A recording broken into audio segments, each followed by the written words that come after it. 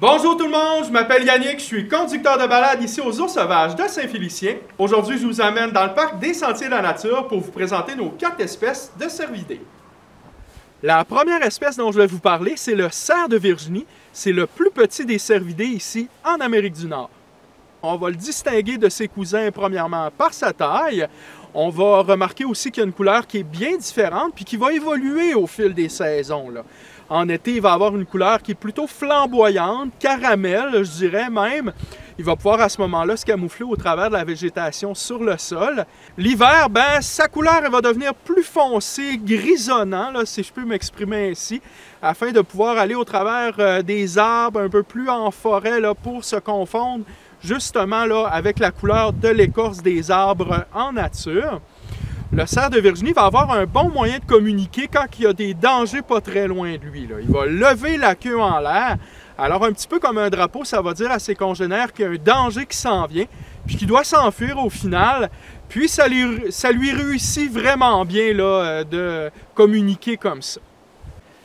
La deuxième espèce dont je vais vous parler, c'est les wapitis, un animal qui impressionne de par sa taille. D'ailleurs, il va avoir un record du monde. Au niveau du mâle, là, le panache, la longueur des bois peut dépasser parfois 1,5 m.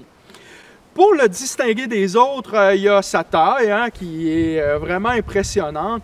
Il va avoir aussi ses fesses qui sont toutes blanches. Wapiti dans la langue des Shawnee, ça veut dire croupe blanche. Fesses blanches, donc c'est vraiment comme ça qu'on va être capable là, de le distinguer de la façon la plus facile, je vous dirais.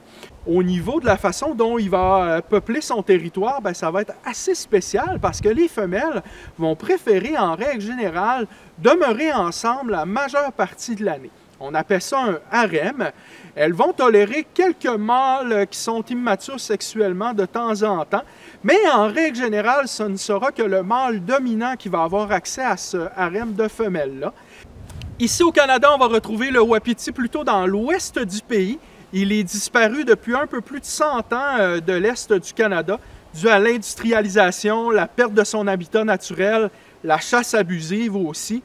On l'a réintroduit il y a plusieurs années en Ontario. Il y a quelques petites populations là-bas où on remarque qu'il va y avoir une augmentation de la quantité de wapiti. Donc, c'est une belle preuve que la réintroduction, ça peut fonctionner. Et depuis l'an passé, on a fait quelques observations ici au Québec, dans la région de l'Abitibi-Témiscamingue. Donc, c'est intéressant de penser là, que peut-être qu'un jour, on reverra une population de wapiti viable ici, dans notre belle province. La troisième espèce dont je vais vous parler, c'est le roi de nos forêts ici au Québec, l'orignal, un animal qui bat tous les records quand on pense aux cervidés, parce que c'est le plus grand, c'est le plus gros, le plus lourd. Et il est bien adapté à son environnement. Il va être capable de tolérer des froids qui sont importants. Il est capable de plonger sous l'eau pour aller chercher des racines de plantes aquatiques qu'on appelle rhizomes, là, pour pouvoir avoir beaucoup de sels minéraux dans son alimentation afin de faire pousser le gros panache qu'il a sur la tête quand on parle des mâles, parce que ce ne sera que les mâles qui vont posséder ce panache. On va distinguer l'orignal comment des autres espèces de cervidés. C'est facile, hein? Sa taille, oui, qui est vraiment plus grosse que les autres. Sa couleur aussi, c'est un animal qui est assez foncé. Son panache, il est très caractéristique. Il n'y a pas de ramification comme on est habitué de le voir chez les autres cervidés. C'est vraiment une palette qui est complète là, pour former son panache. Sa tête aussi, elle est vraiment volumineuse. Il y a un énorme museau là aussi là, qui va faire en sorte qu'on peut le différencier. Il est très très haut sur pattes, il peut atteindre jusqu'à 2 mètres au garrot. La quatrième espèce dont je vais vous parler aujourd'hui, c'est le caribou que j'ai derrière moi. Et c'est un animal qui est d'exception parce qu'on va le retrouver dans le Grand Nord. C'est d'ailleurs le cervidé le plus nordique de la planète. Pour le différencier des autres, on va avoir quelques petits points qu'on peut regarder. Premièrement, il va avoir sa taille qui est un petit peu plus grosse que le cerf de Virginie. Sa couleur aussi qui va être très contrastante au travers des saisons. On va le voir brun foncé en saison estivale et on va le voir presque tout blanc l'hiver. Tout ça afin de se confondre, vous l'aurez deviné, le plus facilement possible dans son environnement. Les mâles vont posséder un panache imposant sur la tête ils vont avoir une grosse palette là, qui s'avance sur le devant de leur museau, des palettes qu'on appelle d'ailleurs des andouillés. Ça va être aussi l'exception à la règle, parce que la plupart des femelles vont avoir un panache sur la tête. Par contre, la femelle va avoir un panache qui est beaucoup moins volumineux. Elle va le perdre aussi un peu plus tard en saison, après les mâles.